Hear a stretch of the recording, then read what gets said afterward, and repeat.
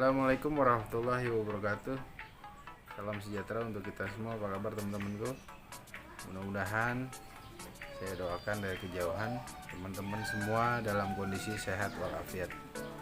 Oke, alhamdulillah hari ini kita ketemu lagi dengan sesi dimana nanti kita akan membahas tentang media yang kita olah, yang kita perlukan dalam penanaman kunyit hitam. Nah, bagaimana media tanamnya? Nah, ini persisnya di belakang saya, lebih tepatnya di tempat jemuran dan taman kecil saya seperti ini. Ini ada pohon anggur, ada taman kecil, ada jemuran juga nih. Nah, di sini saya sediakan space cukuplah sekitar 1,5 meter kali 2 meter untuk memfermentasi media yang kita siapkan untuk penanaman kunyit hitam. Nah, yang membedakan di sini teman-teman, yang membedakan di sini, ada beberapa komponen. Ada beberapa komponen yang kita perlu siapkan. Nah, diantaranya nih, di sini ada kulit telur. Ini bukan sampah ya. Memang saya sengaja siapkan sebagai sebagai tambahan untuk nutrisi di dalam tanah, karena unsur yang terkandung di dalam kulit telur atau cangkang telur ini ada beberapa manfaat. Yang pertama, sebagai unsur fosfat dan kalium yang tinggi. Tetapi untuk kulit telur memang agak sukar untuk terurai di dalam tanah. Jadi biasanya dia harus melewati fermentasi yang cukup lama, dan selanjutnya baru bisa dimakan oleh tanaman melalui akar. Nah, ini juga ada beberapa media yang teman-teman bisa lihat. Di sini ada nih, ini namanya yang bulat-bulat yang belum hancur ini adalah limbah backlog ya teman-teman ya, limbah backlog jamur, dimana ini manfaatnya amat sangat tinggi, karena di dalam backlog jamur juga ini ada kandungan nutrisi yang baik untuk tanaman. Nah, seperti ini nih, ini juga nih. Nah, ini masih ada tertinggal jamurnya sedikit nih. Ini limbah backlog. Kalau kita pecah seperti ini. Nah, fungsinya limbah backlog ini ada kandungan di mana di dalamnya terdapat unsur makro. Ini ada jamur kecil. Unsur makro yang dibutuhkan oleh tanaman yaitu nitrogen, fosfat, dan kalium. Nah, apalagi campurannya? Campurannya ada namanya sekam mentah.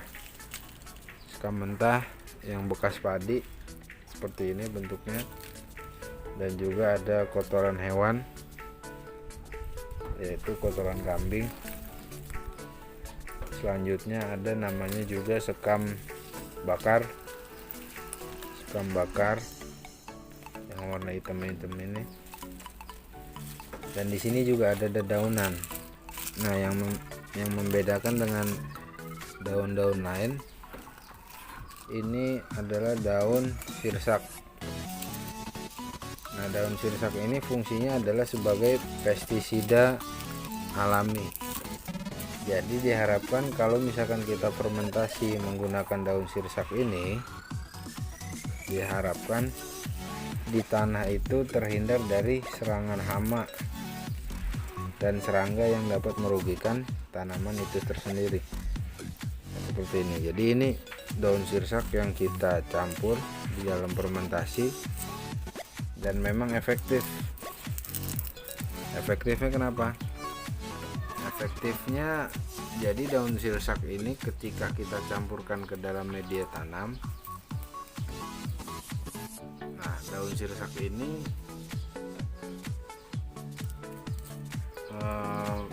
fungsi yang paling pertama kan menghindari serangan hama dan serangga yang merugikan tanaman. Jadi kalau waktu itu saya pakai limbah kotoran ayam. Limbah kotoran ayam ini di sini ada kayak model kutu-kutu gitu. Banyak banget kutu-kutunya. Nah, setelah saya masukkan daun sirsak, kutu-kutunya langsung pada hilang.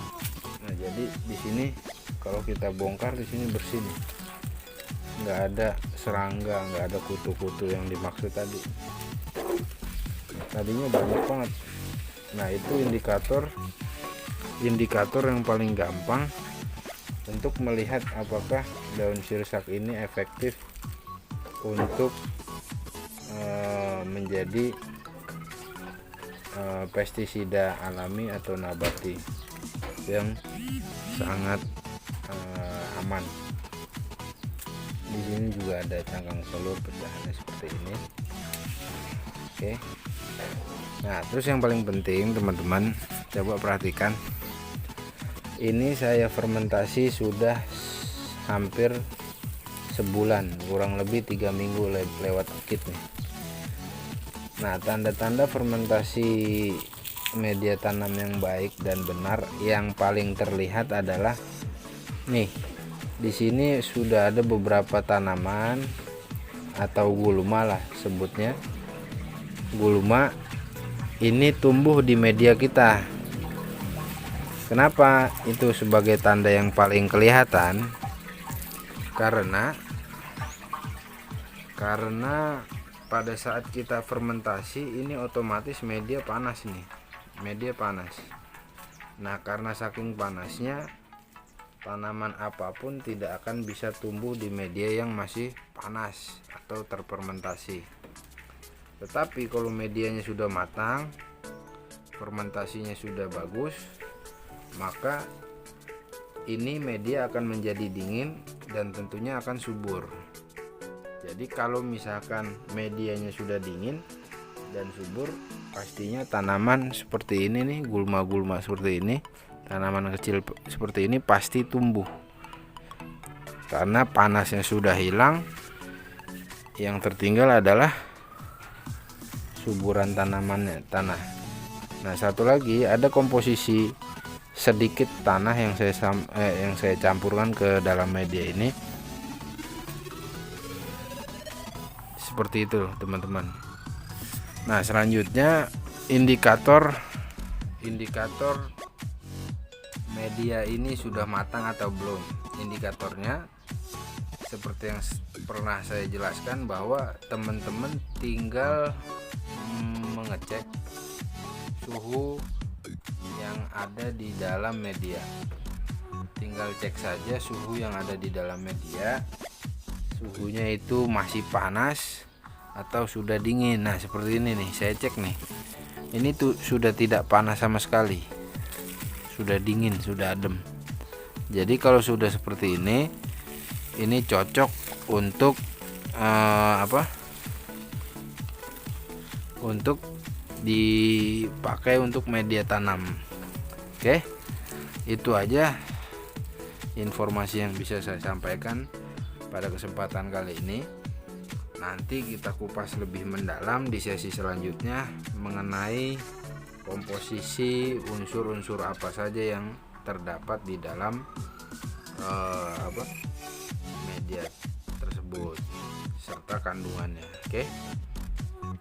Bila ada kekurangan, saya mohon maaf. Sekian dari saya. Billahi taufiq wal hidayah. Wassalamualaikum warahmatullahi wabarakatuh. Kita lagi di rumah guys. Jangan lupa like, comment, and subscribe.